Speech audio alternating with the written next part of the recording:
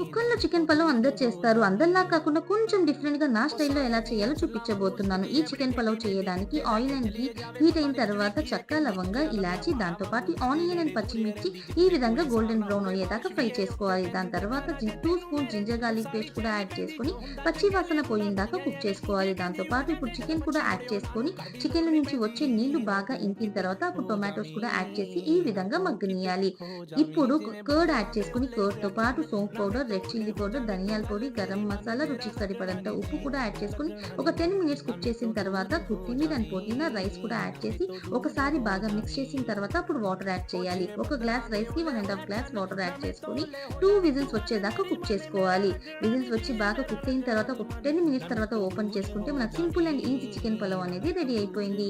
చిన్న పిల్లల నుంచి పెద్దోళ్ళ దాకా తినొచ్చు. అంత బాగుంటది.